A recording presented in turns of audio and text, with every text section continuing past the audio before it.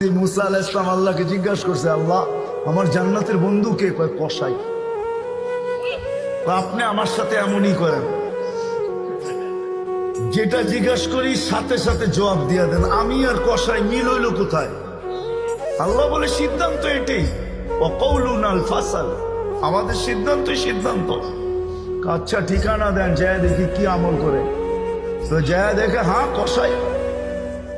সারাদিন গোস্ত বিক্রি করে যখন বাড়ি যাওয়ার পালা আসছে, তো গোস্তের একটা টুকরাকে নিয়া কিমা বানায়া পোটলার ভিতরে নিয়ে দোকান বন্ধ করতেছে। মুসা আলাইহিস সালাম বলতেছে, তোমার বাড়ি মেহমান হওয়া যাবে? অবশ্যই যাবে, কিন্তু শর্ত আছে, আমি ডাইরেক্ট বাড়ি যাব না, আমার সাথে চলো।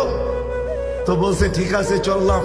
যায় ঢুকছে এক ঝুপড়ির ভিতরে, খুব পরিপাটি সুন্দর। কিচেনে যায় ঢুকা রুটি বানাইছে, তরকারি পাক করছে, রুটিকে চুবাইছে তরকারির ভিতরে। তারপরে এক খুনখুনে বৃদ্ধাকে বুকে টেক লাগায় বসাইছে, পিঠ লাগায় বসাইছে, পিঠ বুকের সাথে লাগায় বসায় নেওয়ালা বানায় বানায় খাওয়াইতেছিল। মুসা আলাইহিস সালাম দেখতেছেন, কেননা ওনার অভিজ্ঞতা ছিল খিজির আলাইহিস সালামের সাথে বেশি প্রশ্ন করা, 3 প্রশ্নেই ওয়াকাউট। আল্লাহর রাসূল বলছে, লাউ সাবারা মুসা লা আলিমনা কাসীরাম মিনাল খায়র। মুসা আলাইহিস সালাম যদি আরেকটু ধৈর্য ধরতেন, তাহলে আমরা আরো তথ্য জানতে পারতাম। তো উনি বুঝে গেছেন চুপ থাকাই ভালো, কিচ্ছু জিজ্ঞাসা করেন নাই। যখন খাওয়া দাওয়া শেষ, পরিপাটি শেষ, শোয়া দিয়া এখন বলতেছে, পাশেই আমার বাড়ি, চলো আমার বাড়িতে মেহমান থাকবে। এখন আর চুপ থাকতে পারেন নাই।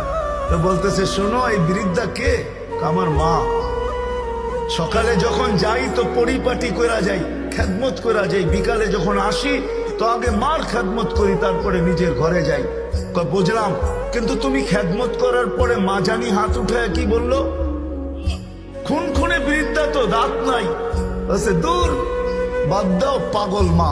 যখনই খেদমত শেষ করি তো হাত উঠায় বলে, আমাকে মুসার, আমার সন্তানকে আল্লাহ জান্নাতে মুসা আলাইহিস সালামের সাথী বানায়া দিয়েন।